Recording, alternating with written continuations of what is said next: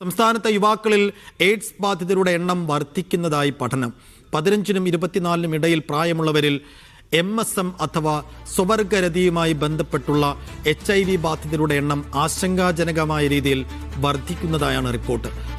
ഞാൻ ഇടക്കിടക്ക് പറയുന്ന ഒരു കാര്യമാണ്, 18 വയസ്സ് വരെയെങ്കിലും മക്കളുടെ കയ്യിൽ കിട്ടുന്ന ഈ മൊബൈൽ ഫോൺ ഉണ്ടല്ലോ, അത് കൊടുക്കാതിരിക്കാൻ എന്തെങ്കിലുമൊക്കെ ഒരു നിയമം ഇവിടെ കൊണ്ടുവരണം എന്നുള്ളതൊക്കെ. കർണാടകയിലൊക്കെ സ്കൂൾ കുട്ടികൾക്ക് ഇത്ര വയസ്സ് വരെ മൊബൈൽ ഫോൺ കൊടുക്കരുത് എന്നൊരു കാര്യം അവർ നടപ്പിലാക്കുന്നു. എന്തിനേറെ പറയുന്നു, നമ്മൾ ഏറ്റവും കൂടുതൽ മൊബൈൽ ഫോൺ ഇറക്കുമതി ചെയ്യുന്നത് ചൈനയിൽ നിന്നായിരുന്നു. എന്നാൽ ചൈനയിലെ ആളുകളുടെ എല്ലാവരുടെ കൈകളിൽ ഈ മൊബൈൽ ഫോൺ ഉണ്ടോ? കുട്ടികളുടെ എല്ലാവരുടെ കയ്യിൽ മൊബൈൽ ഫോൺ ഉണ്ടോ? ഇല്ല. പകരം നമ്മളാണ് ഇതിന് അഡിക്റ്റ് ആവുന്നതും. നമുക്ക് നേരമില്ല കുട്ടികളുടെ കയ്യിലുള്ള മൊബൈൽ ഫോണിൽ അവർ എന്തൊക്കെയാണ് ചെയ്യുന്നതെന്ന് നോക്കാൻ. മൊബൈൽ ആപ്ലിക്കേഷനുകൾ, ഡേറ്റിംഗ് ആപ്പുകൾ, ഇൻസ്റ്റഗ്രാം പോലെയുള്ള സോഷ്യൽ മീഡിയ പ്ലാറ്റ്ഫോമുകൾ വഴിയാണ് ഇവർ ഇണയെ കണ്ടെത്തുന്നതും. 24 വയസ്സിനകത്തുള്ള പയ്യന്മാർ ഇവരാണ് ഇമാതിരി സ്വവർഗ അനുരാഗത്തിലേക്ക് വീഴുന്നതും അവർക്ക് HIV വരുന്നതും. രക്ഷിതാക്കൾക്ക് ബാധിക്കുന്ന വിഷയമല്ലേ അപ്പോൾ അത്? ഇത്തരം വീഡിയോസ് ഒന്ന് കാണുമ്പോൾ ഒരാളും കാണാനോ ഹൈപ്പ് ചെയ്യാനോ ഷെയർ ചെയ്യാനോ ഇല്ലാന്ന് എനിക്ക് മനസ്സിലായി. എല്ലാവർക്കും വേണ്ടത് കുൽസിത മാത്രമാണെന്ന് മനസ്സിലാവുന്നുണ്ട്. ഈ ഒരു കേസ് വന്നതിന് ശേഷം ഒരുപാട് ആളുകൾ സപ്പോർട്ട് ചെയ്ത് കൂടെ ഉണ്ടാവും എന്നൊക്കെ പറഞ്ഞിരുന്നത്. ആരും കാണാനൊന്നുമില്ല. ഓക്കെ, എന്തെങ്കിലും ആവട്ടെ, നമ്മൾ ഇൻഫർമേറ്റീവ് കാര്യങ്ങൾ മാത്രമേ പറയാറുള്ളൂ. ഇപ്പോഴും അങ്ങനെ തന്നെ തുടരുന്നു. എന്തായാലും വാർത്ത കാണാം.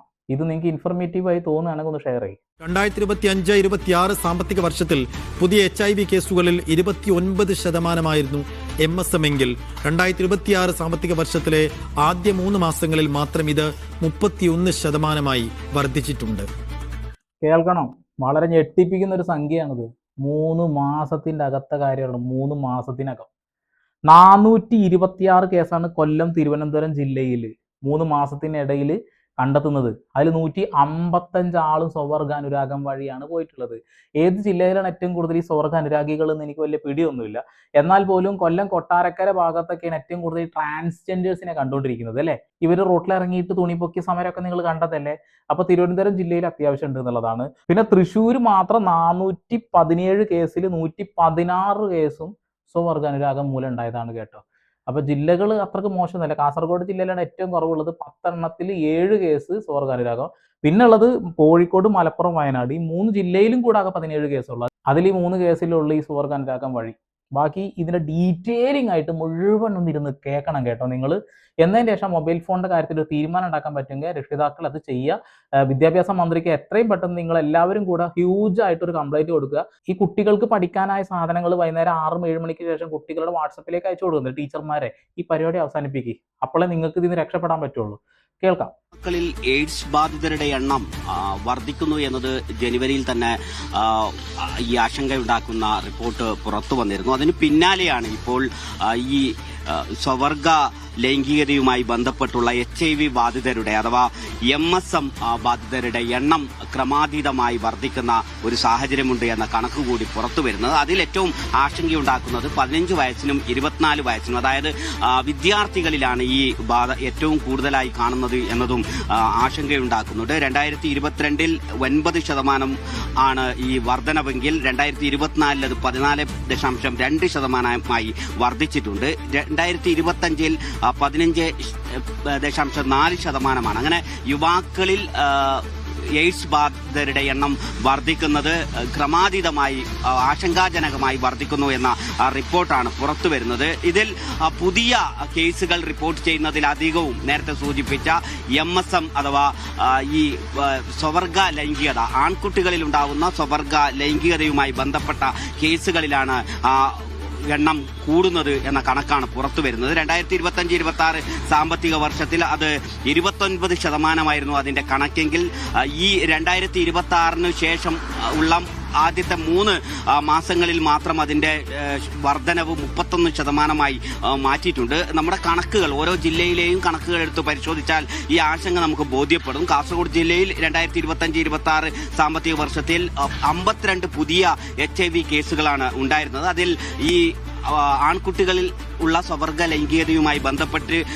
MSM വഴി രോഗബാധിതരുടെ എണ്ണം 2 മാത്രമായിരുന്നു. എന്നാൽ 2026 സാമ്പത്തിക വർഷത്തിലെ ആദ്യ 3 മാസങ്ങളിൽ മാത്രം പുതിയ കേസുകൾ റിപ്പോർട്ട് ചെയ്തത് 10 ഈ പുതിയ 10 കേസുകൾ റിപ്പോർട്ട് ചെയ്തതിൽ 7 ഇങ്ങനെ സ്വവർഗ ലൈംഗികതയുമായി ബന്ധപ്പെട്ടുണ്ടാവുന്നതാണ് എന്നതാണ് കണക്ക്. പാലക്കാട് ജില്ലയിൽ 2025-26 സാമ്പത്തിക വർഷത്തിൽ 120 പുതിയ കേസുകൾ റിപ്പോർട്ട് ചെയ്യുമ്പോൾ അതിൽ MSM കേസുകൾ ഉണ്ടായിരുന്നത് 38. ഇത് ഈ സാമ്പത്തിക വർഷത്തിലെ ആദ്യ 3 മാസങ്ങളിൽ മാത്രം റിപ്പോർട്ട് ചെയ്തത് 5 എണ്ണമാണ്. ഇങ്ങനെ സംസ്ഥാനത്തെ ഓരോ ജില്ലകളിലെയും കണക്കെടുത്ത് പരിശോധിച്ച് നോക്കുമ്പോൾ ആൺകുട്ടികളിൽ സ്വവർഗ ലൈംഗികത മൂലമുണ്ടാവുന്ന HIV ബാധിതരുടെ എണ്ണം ക്രമാതീതമായി വർദ്ധിക്കുന്നു എന്ന കണക്കാണ് നമുക്ക് കാണുന്നത്. തൃശ്ശൂരിലെയും എറണാകുളത്തെയും കണക്ക് 2025-26 സാമ്പത്തിക വർഷത്തിൽ 417 പുതിയ HIV കേസുകൾ റിപ്പോർട്ട് ചെയ്യുമ്പോൾ അത് ഈ 2026 സാമ്പത്തിക വർഷത്തിൽ ആദ്യത്തെ 3 മാസങ്ങളിലെ റിപ്പോർട്ട് എടുക്കുമ്പോൾ MSM വഴി 116 പേർക്കാണ്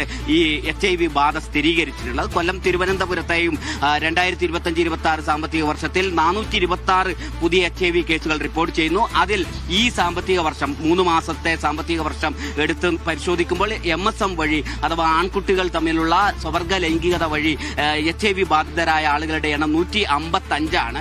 കോഴിക്കോട്, മലപ്പുറം, വയനാട് ജില്ലകളിൽ കഴിഞ്ഞ സാമ്പത്തിക വർഷം 17 MSM കേസുകളാണ് ഉണ്ടായിരുന്നത്. ഇതിൽ ഈ 3 മാസം മാത്രം 7 കേസുകൾ ഇപ്പോൾ റിപ്പോർട്ട് ചെയ്തിട്ടുണ്ട്. ഇങ്ങനെ യുവാക്കളിൽ എയ്ഡ്സ് ബാധിതരുടെ എണ്ണം കൂടുന്നു എന്നത് മാത്രമല്ല, അതിൽ സ്വവർഗാനുരാഗികളുടെ ഇടയിൽ ഈ എയ്ഡ്സ് ബാധ വർദ്ധിക്കുന്നു എന്ന കണക്കാണ് ഇപ്പോൾ പുറത്തു വരുന്നത്. അത് ഏറ്റവും കൂടുതൽ വിദ്യാർത്ഥികളിലും ആൺകുട്ടികളിലും 15-നും 24 വയസ്സിനും ഇടയിലുള്ള കുട്ടികൾക്കാണ് ഈ എയ്ഡ്സ് ബാധിതരായി ഈ ഉഷസ് അടക്കമുള്ള കേന്ദ്രങ്ങളിലേക്ക് എയ്ഡ്സ് കൺട്രോൾ സൊസൈറ്റിയുടെ ഇതിന്റെ കൗൺസിലിംഗ് സെന്ററുകളിലേക്ക് എത്തുന്നത് എന്നാണ് നമ്മൾ മനസ്സിലാക്കുന്നത്. അതിൽ ഏറ്റവും കൂടുതലായി ഈ രോഗബാധ ഇങ്ങനെ വ്യാപിക്കുന്നതിനൊരു കാരണമായി സൂചിപ്പിക്കുന്നത് മൊബൈൽ ആപ്ലിക്കേഷനുകളും സോഷ്യൽ മീഡിയയും കാരണം പുരുഷ പങ്കാളികളെ കണ്ടെത്തുന്നതിന് വളരെ എളുപ്പമായിട്ടുണ്ട്. അങ്ങനെയുള്ള ആപ്പുകൾ വളരെ സാർവത്രികമായി ഡേറ്റിംഗ് ആപ്പുകൾ സുഹൃത്തുക്കളെ കണ്ടെത്തുന്നതിന് സാമൂഹ്യ മാധ്യമങ്ങൾ വഴി പുതിയ സംവിധാനം ഉപയോഗിച്ച് ആളുകൾക്ക് അങ്ങനെ കണ്ടെത്താൻ കഴിയുന്നു. പക്ഷെ ഇങ്ങനെ കണ്ടെത്തി ആളുകളെ പരിചയപ്പെട്ട് അവരുമായി ലൈംഗിക ബന്ധം ഏർപ്പെടുമ്പോൾ സംഭവിക്കുന്ന ഈ HIV ഏറ്റവും ഗുരുതരമായ സ്വഭാവത്തിൽ ബാധിക്കുന്നത് ഒരാൾ പരിശോധനയ്ക്കെത്തുന്നു, HIV പോസിറ്റീവ് ആവുന്നു, അവരുടെ അടുത്ത ബന്ധം ഈ കണ്ണികളിൽ എത്തിച്ചേരുക എന്നത് വലിയ പ്രയാസമുണ്ടാക്കുന്നതായി ഈ കൗൺസിലർമാർ സൂചിപ്പിക്കുന്നുണ്ട്. കാരണം സമൂഹ മാധ്യമങ്ങൾ വഴിയാണ് ഇവർ പരിചയപ്പെടുന്നത് എന്നതുകൊണ്ട് തന്നെ സംസ്ഥാനത്തിന്റെ വിവിധ ഭാഗങ്ങളിൽ നിന്നും കേരളത്തിന് പുറത്തു നിന്നുള്ള ആളുകളുമായാണ് ഇവർ ബന്ധം സ്ഥാപിക്കുന്നത്. 1-2 ദിവസത്തെ ബന്ധം മാത്രമേ ഇവർ തമ്മിലുള്ളൂ. അങ്ങനെ പരിചയപ്പെടുന്ന ആളുകളിൽ നിന്ന് ഇത് ലഭിക്കുന്നു. പക്ഷേ ഇത് എവിടെ നിന്ന് ലഭ്യമായി അവരുടെ കേന്ദ്രങ്ങളടക്കം പരിശോധിക്കുന്നതിന് വലിയ പ്രയാസമുണ്ട് എന്നാണ് ആരോഗ്യ വൃത്തങ്ങളിൽ നിന്ന് ആരോഗ്യ പ്രവർത്തകരിൽ നമുക്ക് ലഭ്യമാവുന്ന സൂചന. ഡേറ്റിംഗ് ആപ്പ് വഴി 1-2 ദിവസത്തെ പരിചയം, അത് കഴിഞ്ഞ് അവര് കിടക്ക പങ്കിടാൻ പോകുന്നു. കേൾക്കുമ്പോൾ തന്നെ അറപ്പും കൗതുകം തോന്നുന്ന ഒരു വിഷയം എന്നുള്ളതാണ്. സ്വവർഗ അനുരാഗം നമ്മുടെ നാട്ടിൽ സർവ്വസാധാരണമായിക്കൊണ്ടിരിക്കുകയാണ്. ഇപ്പൊ ബിഗ് ബോസിൽ ഒരു സ്വവർഗ അനുരാഗികൾ കയറി വന്നില്ലോ, ആ സമയത്ത് എന്നാ ഒരു സപ്പോർട്ടായിരുന്നു എല്ലാവരും. നേരെ തിരിച്ച് ഒരു ആണെങ്കിൽ ഇവർക്ക് ഭയങ്കര അറപ്പാണ് കേട്ടോ. ഒരു പെണ്ണാണെങ്കിൽ ഭയങ്കര സപ്പോർട്ടാന്നുള്ളതാണ്. ഇമാതിരി സപ്പോർട്ടുകൾ ഇപ്പോൾ കുറച്ച് കാലമായി കണ്ടുകൊണ്ടിരിക്കുന്നത്. അതേപോലെ ട്രാൻസ്ജെൻഡേഴ്സിന് ഒരു പ്രത്യേക തരം സപ്പോർട്ട് ഇവിടെ ഇപ്പോൾ ആളുകൾ കൊടുത്തുകൊണ്ടിരിക്കുന്നുണ്ട് എന്നുള്ളതാണ്. ദയവ് ചെയ്ത് അപകടം പിടിച്ച വഴികളിലൂടെ ആരും യാത്ര ചെയ്യാതിരിക്കുക. ട്രാൻസ്ജെൻഡർ ആക്ടും കൂടി നടപ്പിലാക്കിയ കുറച്ച് ഈ കാര്യത്തിൽ തീരുമാനമാവും ഞാൻ വിശ്വസിക്കുന്നു. നടപ്പിലാവുമെന്ന് എനിക്കറിയില്ല. എന്തൊക്കെയായാലും 18 വയസ്സ് വരെയെങ്കിലും മൊബൈൽ ഫോൺ കുട്ടികളുടെ കൈകളിൽ എത്താത്ത രീതിയിൽ, അല്ലെങ്കിൽ അതിനൊരു മോണിറ്ററിങ് ചെയ്യാൻ കഴിയുന്ന രീതിയിലാക്കി എടുക്കാൻ കഴിഞ്ഞിട്ടില്ലെങ്കിൽ നമ്മുടെ മക്കളൊക്കെ നമ്മുടെ കയ്യിൽ നിന്ന് പോകുന്നുള്ളതാണ്. അവരുടെ സ്വാതന്ത്ര്യം നിഷേധിക്കലല്ല മൊബൈൽ ഫോൺ പിടിച്ചു വെക്കുന്നതിന്റെ അർത്ഥം. അത് ആദ്യം മനസ്സിലാക്കുക എന്നുള്ളതാണ്. എന്നാണ് മൊബൈൽ ഫോണൊക്കെ ഇറങ്ങി തുടങ്ങിയത്? നമ്മൾ ഇതിന്റെ എല്ലാ വശങ്ങളും കണ്ട ആളുകളാണ്. ഇവിടെ ചെറിയ കീപാഡ് ഫോൺ മുതൽ ഇപ്പൊ iOS വരെ എത്തി നിൽക്കുന്ന ആളുകളാണ് നമ്മൾ 90s കിഡ്. അതുകൊണ്ട് ദയവ് ചെയ്ത് ഇമാതിരി പരിപാടികൾ നടത്തുന്നതൊക്കെ ഒന്ന് തടയണമെങ്കിൽ നമ്മളും കൂടി ഒന്ന് ഇറങ്ങി പണിയെടുക്കണം എന്നുള്ളതാണ്. ലഹരിക്കെതിരായിട്ട് നമ്മൾ സംസാരിക്കുന്നുണ്ടല്ലോ, അതിനെതിരെ നമ്മൾ പ്രവർത്തിക്കുന്നുണ്ടല്ലോ, അതുപോലെ തന്നെ നമ്മുടെ മക്കൾ വഴി തെറ്റി പോവാതിരിക്കാൻ വേണ്ടിയിട്ടെങ്കിലും നമ്മളെല്ലാവരും ഒറ്റക്കെട്ടായിട്ട് നിൽക്കണം എന്ന് മാത്രമേ എനിക്ക് ഈ വിഷയത്തിൽ പറയാൻ കഴിയുള്ളൂ. എന്താണത് കേൾക്കുമ്പോൾ തന്നെ നമുക്ക് അറപ്പും വെറുപ്പും ദേഷ്യവും എല്ലാം കൂടെ അങ്ങ് വരികയാണ്. ഛർദ്ദിക്കാൻ പോലും തോന്നുന്നുള്ളതാണ്. ആണുങ്ങളും പെണ്ണുങ്ങളും തമ്മിലുള്ള ഇമാതിരി ഊള പരിപാടികൾ എന്തായാലും ഇതൊന്നും വെച്ച് പൊറപ്പിക്കാൻ പറ്റുന്ന ഒരു കാര്യമല്ല. തൂഫാൻ പോലെ തന്നെ അടിച്ചമർത്തേണ്ട കാര്യം തന്നെയാണ് ഇമാതിരി ഊള പരിപാടികൾ, അല്ലേ? ഓരോ ആപ്പുകൾ അങ്ങ് ഉണ്ടാക്കും, എന്നിട്ട് ആ ആപ്പ് വഴി ഓരോ ആളുകളും പോയി ആ കുഴിയിൽ അങ്ങ് വീഴും. പരമാവധി ഷെയർ ചെയ്യുക. ഞാൻ ആദ്യമായിട്ടാണ് ഇങ്ങനെ നിരന്തരം ഷെയർ ചെയ്യൂ എന്ന് പറഞ്ഞുകൊണ്ടിരിക്കുന്നത്. എന്തുകൊണ്ടാണ്? ഇൻഫോർമേറ്റീവായ കാര്യങ്ങൾ ആരും കാണാനുമില്ല, ആരും ഷെയർ ചെയ്യാനുമില്ല. നേരെ തിരിച്ച് കുൽസിതം, ഒളിച്ചോട്ടം, സുന, അതൊക്കെ എല്ലാവർക്കും ഭയങ്കര ഇഷ്ടമാണ്. എന്നാൽ അത് നിർത്തൂ എന്ന് പറയുന്ന ആളുകൾ തന്നെ അത് ഓടി വന്ന് കാണും. നേരെ തിരിച്ച് ഇങ്ങനെയുള്ള കാര്യങ്ങൾ കാണും ആരെങ്കിലും. വീണ്ടും ഒരു പുതിയ വാർത്താവിശേഷങ്ങളുമായി സന്ദീപ് ഇടപ്പാൾ സൈനിങ് ഓഫ്.